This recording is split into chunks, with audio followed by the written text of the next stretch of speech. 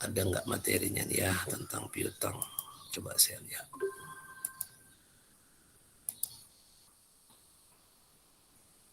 Oh, ini ada sedikit.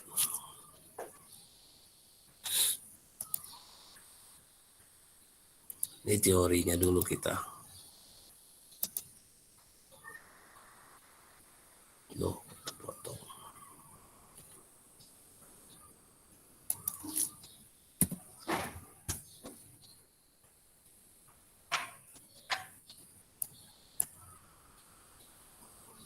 Oke. Piutang. Tapi ya saya kira kalian sudah tahu itu piutang. Walaupun sebenarnya orang awam kadang-kadang tidak bisa membedakan antara hutang dengan piutang. Ya kan? Kalau saya yakin kamu di sini sudah paham yang namanya piutang. Itu bagian dari tagihan perseorangan atau individu atau organisasi yang timbul dari penjualan barang baik secara atau jasa baik secara kredit tanpa disertai janji tertulis secara formal. Jadi gini, piutang dagang atau piutang usaha itu kalau kita yang tidak ada bukti tertulisnya secara formal, maksudnya gini, tidak ada kontrak atau perjanjian. Jadi apa yang ada? Yang ada bond. Biasanya kalau kamu misalnya belanja, paling sering kalau ke ini nih, ke Panglong ataupun kemana gitu ya, pernah nggak belanja kamu itu, kamu dikasih bond merahnya aja. Karena kamu belum bayar semua ataupun belum lunas. Atau kamu ada tempah sesuatu di fotokopian, kamu dikasih bon merahnya aja. Ya, kamu dikasih bon merahnya aja. Lalu kamu belum lunas. Jadi bukti transaksinya cuma bon merah itu aja. Nah, itulah masuk kategori piutang usaha atau piutang dagang. Jadi dia penjualan langsung. Kalau dulu waktu di pengantar kita tidak begitu bisa atau tidak membedakan antara piutang usaha dengan piutang lain-lainnya. Jadi sebenarnya piutang itu ada dua jenis ya, ada piutang usaha, ada piutang lainnya. Piutang usaha ini piutang yang terkait dengan usaha. Makanya penjualan barang yang belum dibayar atau penjualan jasa yang belum dibayar, yang buktinya hanya sekedar bukti transaksi saja yang belum pelunasan. Ya, belum distempel lunas atau belum diterima uangnya. Jadi itulah penjualan barang yang dilakukan oleh suatu perusahaan di saat itu banyak dilakukan dengan istilah kredit bahasanya ya, ataupun tunda bayar.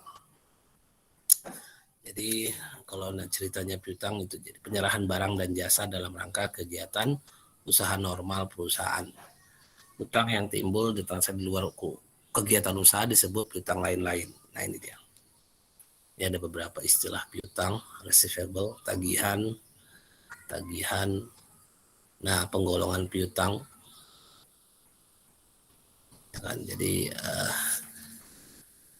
saya sih sebenarnya di sini ada nggak dibahas masalah aging. Jadi ini teorinya, saya kira nggak begitu. Nah, pengakuan piutang. Kapan piutang itu diakui? Metode kotor, piutang meski syarat potongan penjualan dibayar tidak melebihi waktu yang ditetapkan. Pokoknya metodenya semua penjualan meski ada syarat pemotongan. Tapi nanti ketika uang diterima baru dia main diskonnya. Itu metode gross method. Ada yang net method, dia dikurangi dulu nanti dengan potongan-potongan, baru itu dia namanya piutang. Ada seperti itu. Ini mengenai piutang dan cadangan, ini yang saya bilang tadi, nilai piutang yang dapat ditagih adalah jumlah piutang dikurang cadangan kerugian piutang. Ya, seperti ini. Jadi nanti ada muncul kerugian penurunan piutangnya nggak dibayar gitu. Jadi kalau kamu tahu sebenarnya di dunia bisnis ini yang namanya yang nggak bayar utang itu umum sekali. Ya, Saya pun heran terkadang melihat masyarakat, apalagi orang Islam lah ya. Saya pastikan ke kalian, atau saya akan sampaikan ke kalian, bahwa hutang piutang itu atau hutang piutang itu tidak putus karena kematian ya. Tidak putus karena kematian, dia akan menurun ke ahli warisnya. Jadi jangan dikira kalau kamu tidak bayar hutang, lalu kamu mati, lalu sudah selesai hutangnya. Enggak. Ya. Kalau sampai ahli waris kamu tidak membayarkannya, maka kamu akan mendapatkan konsekuensinya. Saya nggak tahu pasti konsekuensinya apa, karena itu bisa aja ada di beberapa kitab. Bahwa konsekuensinya ada, yang pasti tidak enak, ya, yang pasti tidak enak. Jangan kamu kira enak, kan gitu ya. Konsekuensi negatif, kan gitu ya. Kita bahasanya seperti itu aja. Kenapa? Karena dia akan ada orang yang dirugikan di sini, ada orang yang terzolimi, yaitu tidak dibayar hutangnya. Makanya, jadi banyak sekali ya kejadian di bisnis ini. Kalau kamu lah, kalau saya pun sebagai orang bisnis di sini pun, dengan bisnis yang saya ala kadarnya ini aja pun, ada loh yang nggak bayar, dan dia tenang-tenang saja, kan gitu ya. Dan dia tenang-tenang saja, dia nggak bayar dia, tapi dia tenang-tenang saja dia. Dan saya pun sudah tidak mau lagi menagihnya. Kita sudah tagih sekali, 2 kali tidak mau, ya sudah, ya kan, berarti kan dia kira ini bukan apa masalah kan gitu sama dia, tapi tetap itu muncul dalam penagihan kita. Ya itu terjadi, ya itu terjadi sampai jutaan lah intinya. Ya, nah di perusahaan-perusahaan pun begitu, ya, di perusahaan-perusahaan pun begitu, ya. Makanya ada nanti kamu pernah dengar bahasanya, kalau hutang piutang dibawa ke pengadilan, ada namanya di pengadilan tim kurator namanya. Tim kurator itu tim yang menagihkan, dijual lah asetnya yang apa itu, yang berhutang itu, supaya nagihkan. Itulah kondisinya. Tapi ya itu kan berarti sebenarnya gini loh, kalau kamu berbisnis nantinya, tentu kan bisnis itu bukan hanya sekedar jual beli semata. Itu adalah pertemanannya ada juga, kan gitu ya. Jadi kalau namanya kita dapat informasi kawan kita lagi susah, atau customer kita itu kan sudah macam kawan sama kita misalnya. Apalagi kalau perusahaan seperti saya, perusahaan jasa, ya tentu teman-temannya semua, kan gitu kan, yang istilahnya kita berkomunikasi baik. Kalau dia lagi susah, masa kita tekan-tekan lagi ya, bayar ya, kan nggak gitu juga. Itu bukan kawan namanya, kan gitu ya. Cuman kawannya ini pun, kalaulah dia menginformasikan ke kita kondisinya, tentu kita tahu. Yang sedihnya kan kawan kita ini tidak ngasih tahu, tidak ngasih informasi yang sebenarnya kondisi dia. Mungkin malu, mungkin segan, mungkin apa, gengsi, kan gitu ya. Padahal sebenarnya kalau terbuka, transparan dalam berbisnis, ya namanya hutang piutang itu bisa dinegosiasikan. Ya, hutang piutang bisa dinegosiasikan, dan memang dalam syariatnya pun begitu. Ya, dalam syariatnya pun begitu. Jadi ketika kita memberikan hutangan, kalau dia bilang minta tangguh, ya kita kasih tangguh. Kalau dia memang sudah tidak sanggup lagi, ya udah bebaskan. Oh kok kayak gitu, kok enak kali. Iya. Yang masalah ini kalau dia sudah bilang dia tidak sanggup, ya kita bebaskan. Tapi ada orang yang nggak mau terus terang, diam-diam aja. Ya gimana kan gitu ya. Mau kita bebaskan mau gimana, ya kita bebaskan ya sepihak saja lah, seperti itu. Artinya dia tidak seperti kita, bukan berarti tidak mau, cuma tidak ada keterus terangan, ya gitu istilahnya bahasa kita ya, transparansi. Di situ aja ya. Kalau di zaman syariat itu maksudnya yang misalnya kita kasihlah apa namanya, kelonggaran dalam membayar kepada kita, itu karena kita lihat kondisinya sudah parah, sudah bisnis sudah hancur, terus dia pun ngomong ke kita, ya sudah, kita pun ya udahlah, namanya masih teman kan gitu ya. Ya udah pokoknya oke lah, kapan kamu, itu mudah-mudahan Allah akan memberikan rezekinya kepada kita. Nah itu yang orang konvensional pastinya tidak memahami kan gitu ya. Dikit buka, tapi ingat syaratnya, tapi yang berhutang itu pun tahu diri, artinya paham bahwa kita butuh informasi yang jujur, yang transparan, ya kan.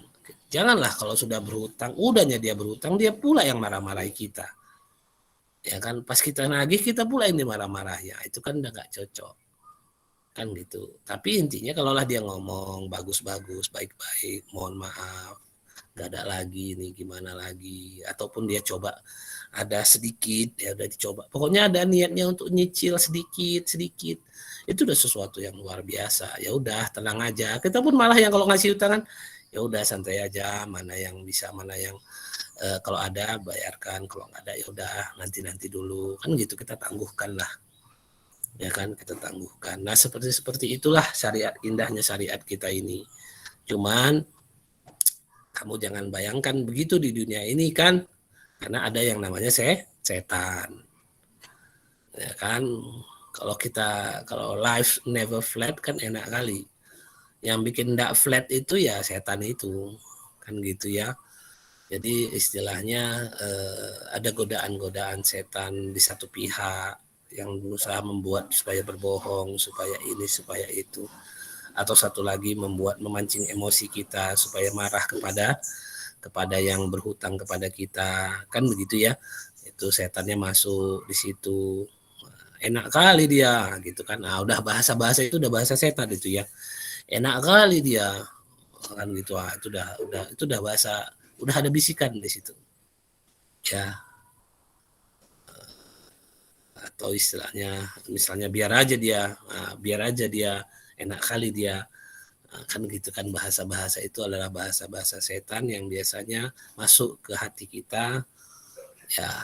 Dia memang terlalu dekat sama kita ya, jadi cuma lagi mau dibilang, ya kan, memang sudah seperti itu pula fitrahnya. Tapi intinya kita paham kalau sebenarnya syariat kita itu tetap memberikan kelonggaran kepada yang namanya piutang, ya kan. Kalaupun dibebaskan pun nggak ada masalah juga. Nah, ya nggak ada masalah juga kalaupun dibebaskan. Tapi dalam pencatatannya seperti ini, ya ada yang namanya cadangan kerugian piutang, allowance for bad debt expense, allowance for bad debt. Ini ke laba rugi, ini ke macam, ini sifatnya seperti penyusutan. Kalau di aset tetap di neraca ada aset tetap, lalu ada akumulasi penyusutan kan gitu kan. Jadi dia nilainya mengurangi. Paham? Ingat kira-kira? Kalau ada aset tetap lalu akumulasi penyusutan, lalu nilainya ada nilai buku istilahnya. Kan gitu ya. Nah, ini yang saya bold ini adalah akun seperti akumulasi penyusutan dalam piutang. Dia cadangan kerugian piutang, itu allowance for bad debt, itu kalau dia di neraca posisinya. Di neraca tapi mengurangi piutang usaha. Persis seperti akumulasi penyusutan mengurangi aset tetap. Posisinya persis di situ. Piutang usaha di bawahnya allowance for bad debt. Piutang usaha, allowance for bad debt. Di bawahnya langsung dia mengurangi langsung. Ya, seperti itu. Jadi jumlah kerugian ataupun kemungkinannya itu kita sisihkan. Atau ada langsung di penghapusan piutang, langsung kita cut off ya. Jadi ada yang tidak tertagih. Berikut berapa alasan mengakibatkan tidak tertagihnya piutang. Terhentinya usaha pelanggan. Ya gimana? Itu tadi kan nggak bisa dia hilang dia. Debitur melarikan diri, ya inilah dia kan. Perusahaan gagal memaksakan pembayaran secara sah kepada debitur, belum ada kesepakatan antara kreditur dan debitur mengenai jumlah piutang yang masih akan diselesaikan. Nah ini paling parah juga ini. Ya ini paling parah juga ini. Jadi istilahnya ada kejadian piutangnya belum sepakat piutangnya. Lucu memang. Itu kadang-kadang ini yang model-model ambil aja, cuman belum harganya belum deal. Oh, ada kejadian senior kalian buat skripsi di kampungnya di daerah Rantu, daerah perkebunan PTPN 4 itu. Alah, apa namanya? Di situ kan gini modelnya untuk ke toko-toko ataupun grosir-grosirnya itu penduduk situ ngambil catat tapi harga belum sepakat, belum tahu, nanti di akhir bulan baru bayar dengan harga yang disepakati di akhir bulan itu. Itu tidak sesuai syariat ya, itu tidak sesuai syariat. Jadi seharusnya ketika dia ngambil barang di grosirnya itu, dia sudah tahu harganya berapa. Sehingga dia tahu berapa hutang dia di tanggal ketika ngambil barang.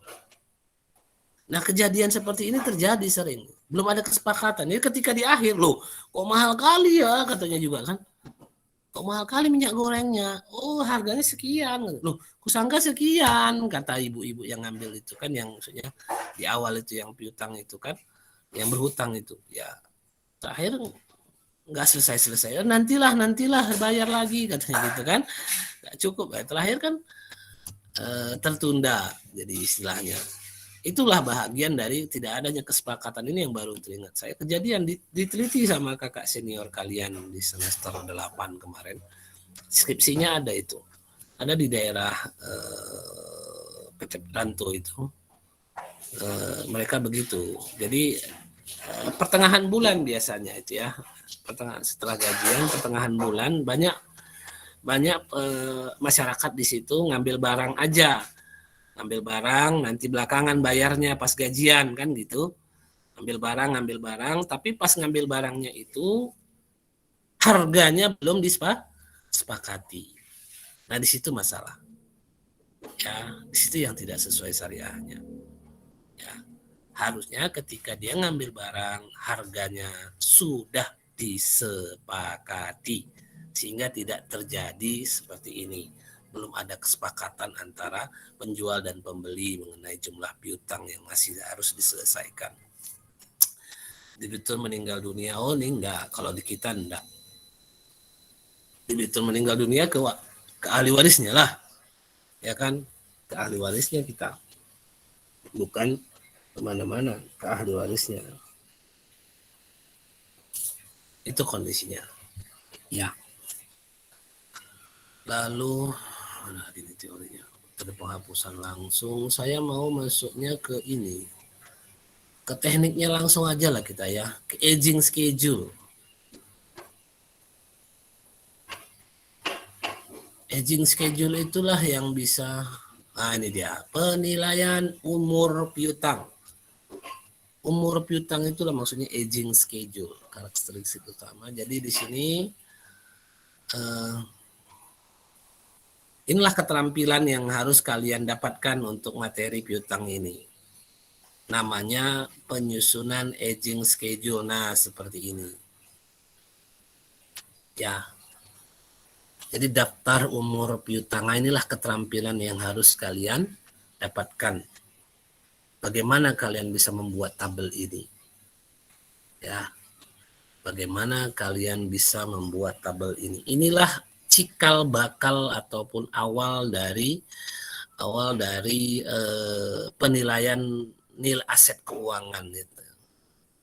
Ya, kalau nanti kalian pernah dengar nanti bagaimana ini aset keuangannya dinilai dengan apa? Dengan PSAK 71 gitu ya. Ada PSAK 71 tentang penilaian aset keuangan. Dasar perhitungan awalnya itu ini. Susun dulu umur piutangnya. Dari sini baru dinilai. Oh, sini contoh nih. Nama debiturnya si Grace, Canan, Yovel, Rafael. Oh, si Grace ini orangnya bagus ini orangnya. Dah. Berarti ini bakal oke-oke aja nih, aman. Dikasih tanda aman. Oh, ini si Rafael ini pemalas ini orangnya, nggak mau bayar ini. Wah, ini bahaya nih. Mungkin kita bakal nggak usah sampai sini udah kita Nggak usah sampai lewat yang pokoknya yang lewat 31 ini udah nggak dianggap nggak. Kalau misalnya nih yang lewat jatuh tempo 31 sampai 60 hari ini udah dianggap nggak bisa terbayar nih sama dia nih. Gitu-gitu bahasanya. Artinya sudah nggak mungkin lagi ya kan terbayar. Kalau yang lewat dari 180% ini, 180 hari ini, yang paling kanan ini harusnya 100% ini ya. Kalau di perbankan ini harusnya 100% ini. Karena kalau udah lewat 180 hari udah nggak terbayar, udahlah. Nggak terbayar itu. Kan gitu ya. Jadi dihilangkan dia, di delete. Jadi inilah yang saya bilang tadi, inilah keterampilan yang harus kalian dapatkan untuk materi ini. Namanya penyusunan daftar umur piutang. Nanti ujian pun ini juga ceritanya. Ya, ujian tes 3 lah berarti kita ini kan. Sebenarnya ini seharusnya ke MIT, tapi ada tes 3, ya udah tes 3 lah. Kita ke tes 3, kita masukkan ini ya sebagai materi untuk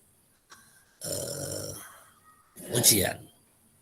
Ya, apakah bisa atau kebanyakan nanti ya. Karena setelah ini kita ke persediaan, inventory. Inventory pun banyak juga kan keterampilan yang harus kalian dapatkan, penyusunan kartu piutang, penilaian persediaan dengan prediksi, nyusun kartu piutang itu kan agak repot sih kita, yang FIFO average itu. Nah, itu agak repot, tapi ya lebih apa ini, lebih bagus ini. Ini jadi untuk bisa membuat daftar umur piutang ini ya, ini daftar umur piutang namanya daftar kolektibilitas namanya istilahnya kan. Kalau di perbankan nanti kamu belajar lagi, ingat kalau kamu belajar di semester 5 akuntansi bank, dia ada cerita kolektibilitas 1, 2, 3, 4, 5. Yang 1 itu lancar sampai 5 yang macet. Kan gitu. Itu nilainya dari mana? Dari sini nilainya. Penilaiannya dari seperti ini. Penilaiannya dari seperti ini. Ya, jadi gini, dari mana ini Pak apa aja menghitungnya kan gitu ya. Dari mana menghitungnya?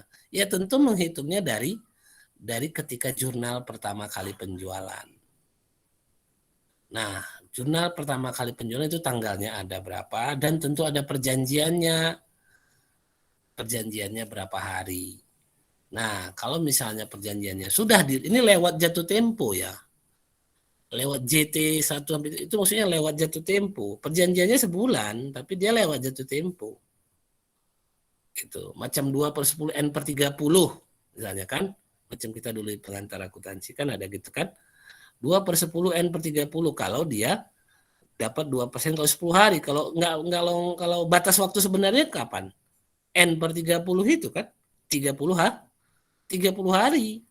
Lewat dari 30 hari, ya inilah dia. Lewat dari 30 hari maksudnya. Lewat jatuh tempo sebulan setelah jatuh tempo itu.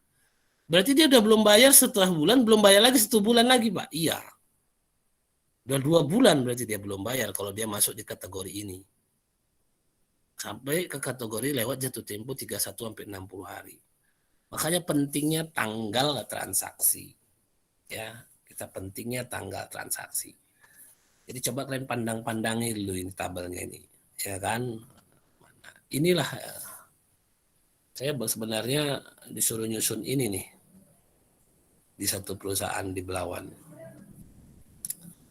Disuruh nyusun kan kayak gini. Bayangkan. Mau ikut lan. Disuruh nyusun kan kayak gini. Ya kan, customernya ada beberapa ratus orang sih. Kan gitu ya. Tapi disuruh nyusun jadi seperti ini. Ya kan ada beberapa kali transaksi dia dalam 1 tahun. Jadi seperti ini dibikin. Ya kan dari sinilah nanti dihitung berapa itu ya cadangan kerugiannya.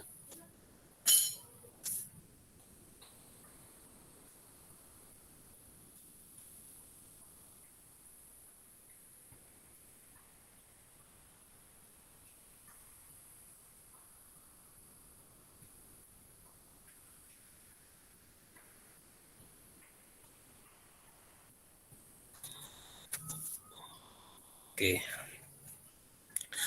Jadi setelah disusunlah namanya daftar umur piutang ini, maka ada adjustment di sini.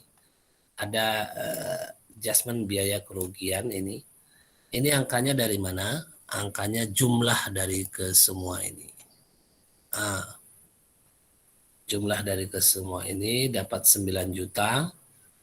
1 juta, 1,5 juta, 1,4 juta, 2 juta, 2,4 juta, tadi total 9 juta, ya totalnya 9 juta, ya kan? Maka jurnalnya untuk yang 9 juta ini biaya kerugian piutang atau bad debt expense, cadangan piutang kerugian tidak tertagih, allowance for bad debt. Ini dia nilainya. Ini jadi adjustment ya. Sampai di sini ada yang mau ditanyakan?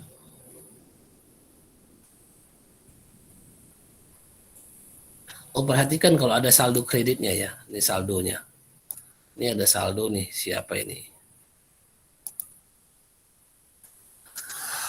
Dia ada saldo kredit cadangan piutang kredit, ada saldo awal gitu loh, ada saldo awal. Jadi kalau 9 jutanya nanti di sini, enggak lah 9 juta kalau udah ada saldo awal. Coba kita lihat.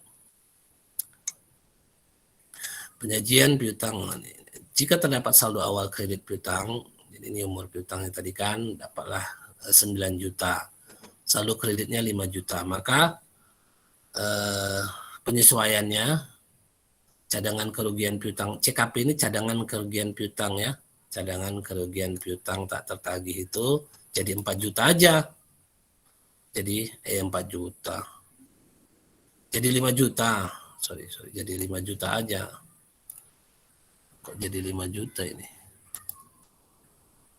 Saldo kreditnya 5 juta. Penyesuaiannya ya 4 juta. Ini kok jadi 5 juta ini dibikinnya? Salah ini ya. Biaya kerugiannya ya 4 juta lah, orang di sini 4 juta kok. Tulisnya di sini 5 juta. Salah dia nih. Ya, tadi yang 9 juta tadi di atas, 9 juta hasil perhitungan umur piutangnya ini dengan rentang waktunya ini, ya kan? Lalu kita menghitung ada cadangan, ada saldo awal kreditnya 5 juta. Maka cadangan kerugian piutangnya jadi 4 juta. Itu maksudnya. Ya. Kalau cadangan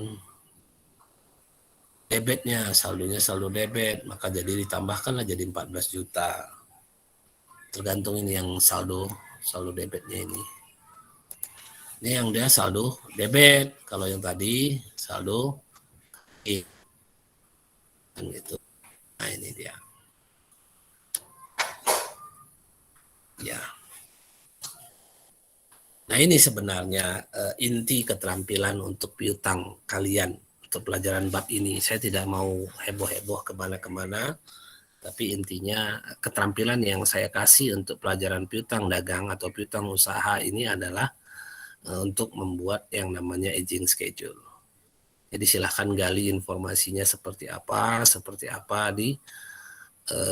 di internet atau di mana, silahkan cari ilmunya seperti apa. Sampai di sini ada yang mau ditanyakan?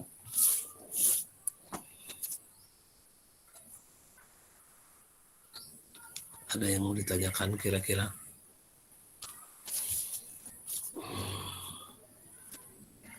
Kalau kalian nggak ngerti ya wajar.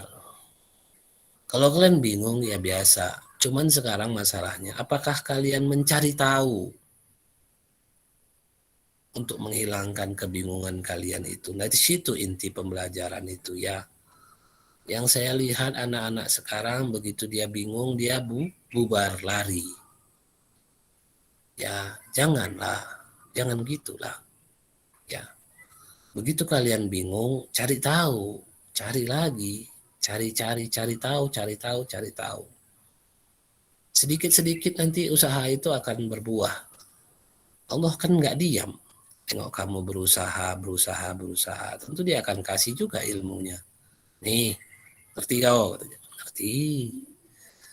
Kan gitu. Jadi kalau kamu langsung begitu bingung, langsung lari, ya nasiblah kita. Sampai kapan kita bisa memahami ilmu ini? Kan gitu ya. Sampai kapan kita bisa memahami ilmu ini? Itu kondisinya. Ya, saya kira itu. Ada kira-kira lagi yang mau ditanyakan? Yang dibahas? Ya, silakan. Itu Pak, yang di atas Pak, yang ya ini Pak. Nah. Itu yang cara menghitung lewat jatuh tempo 91 sampai 180 hari itu dari mana ya Pak? Terus lewat jatuh tempo dari 180 hari itu kok kosong ya Pak? Oke, ya kalau kosong ya berarti nggak ada. Jadi gini, misalnya contoh,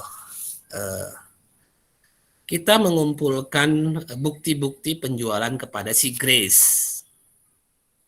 Kita mengumpulkan bukti-bukti penjualan kita kepada si Grace. Ada beberapa penjualan, kan gitu kan, totalnya 25 juta. Totalnya 25 juta.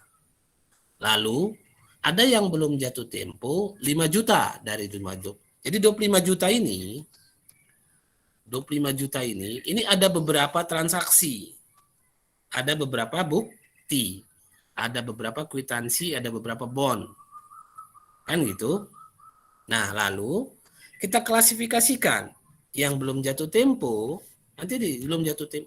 Tergantung ini. Kita lihat bukti transaksinya, kita tahu tanggal sekarang tanggal berapa. Ini tanggal kita lagi nyusunnya ini.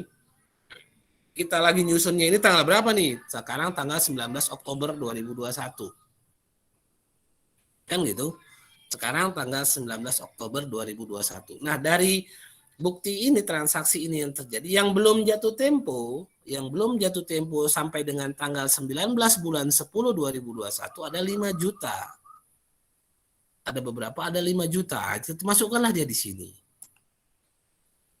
Jadi ada dari 25 juta ini ada beberapa bukti transaksi. Ingat. Jadi ada beberapa bukti. Jadi kita akan mengumpulkan beberapa bukti kita akan mendapatkan bukti-bukti transaksi penjualan dengan nomor sekian, bukti jatuh tempo terjadi tanggal sekian, jatuh tempo tanggal sekian. Nanti begitu. Terjadi tanggal sekian, penjualan tanggal sekian, jatuh tempo tanggal sekian. Sekarang tanggal berapa? Nah, kan gitu kan. Sekarang tanggal berapa? Biasanya kalau ini nyusunnya tanggal 31 Desember. Biasanya daftar umur piutang ini diisi biasanya ya kan secara umum, tapi kalau mau sekarang pun diisi boleh-boleh aja, disusun boleh, tapi secara umum di perusahaan umur piutang ini diisi per 31 Desember dia harus ada.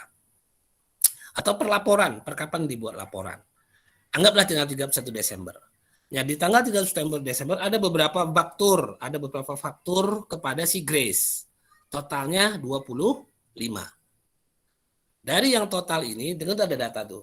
Penjualan tanggal sekian, jatuh tempo tanggal sekian, penjualan tanggal sekian, jatuh tempo tanggal. Total 25. Lalu kita lihat, sekarang tanggal 31 Desember. Kita tengok tanggal jatuh temponya. Oh, ada yang tanggal jatuh temponya masih belum lewat. Kan gitu ya. Masih belum lewat.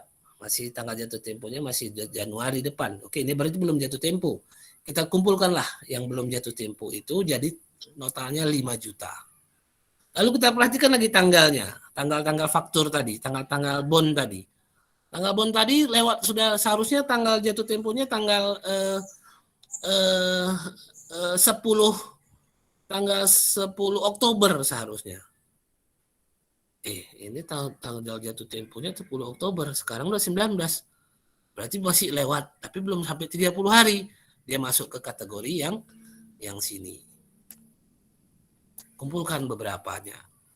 Jadi ini kerjaan kita akhir tahun, kita kumpulin masing-masing fakturnya itu kita klasifikasikan dia.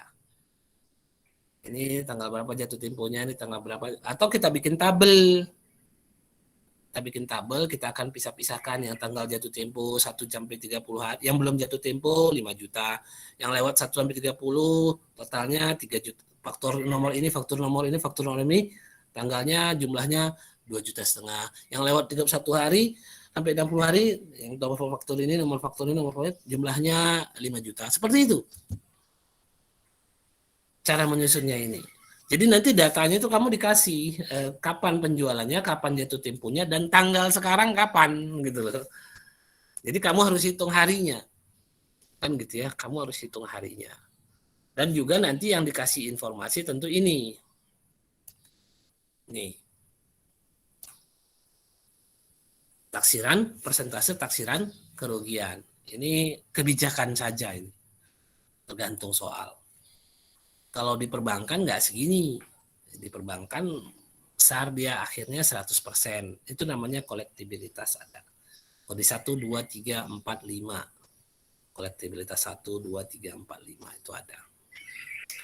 Nah itu ya, siapa tadi? Si Rahma.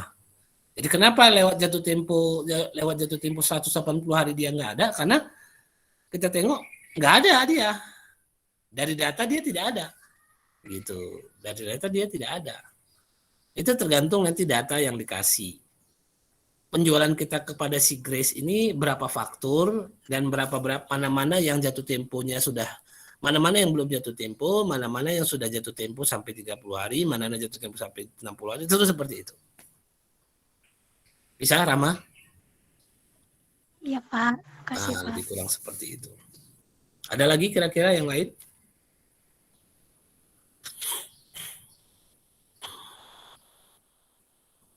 Ya, jadi kita dapat data nanti dari berapa penjualan kepada si Grace, kepada si Chana, kepada Yovel, kepada Rafael. Kita dapat data. Nah, kalau ini kan sedikit. Kalau perusahaan yang realnya ratusan ya. Ratusan customernya. Ya, ratusan lah fakturnya. Itulah yang kita pisah-pisahkan. Makanya dia ngasih project ke kita, ke konsultan. Pening dia, orang pegawainya kan masih terus nggak banyak. Dia sudah tawarkan seperti itu. Jadi kerjanya kayak mana Pak? Ini milah-milah ini supaya bisa jadi seperti ini tabelnya. Tapi nanti di PSAK 71 ada lagi tambahan. Artinya persentasenya gini. Dilihat lagi, dinilai lagi si Grace itu kayak mana orangnya. Dinilai lagi si Chana itu kayak mana orangnya. Si Yovel itu kayak mana orangnya. Kita nilai lagi dia. Ini biasa nunggak atau nggak biasa nunggak. Kita kode lagi dia. Kita persentasenya jadi besar nanti. Kalau dia sering nunggak kan gitu kan. Tapi kalau dia misalnya nggak nunggak, ini lancar, ini orangnya baik ini. Ya udah nggak usah dibikin persentase. Nah, itu agak fleksibel dia. Kalau nanti di PSAK 71 namanya. Ya, di PSAK 71 seperti itu. Oke, kalau kita kan basicnya aja ini. Ini basic. Kalian kan belajar basic. Kalau nanti PSAK udah terlalu dalam dia. Oke, ada lagi kira-kira yang mau ditanyakan?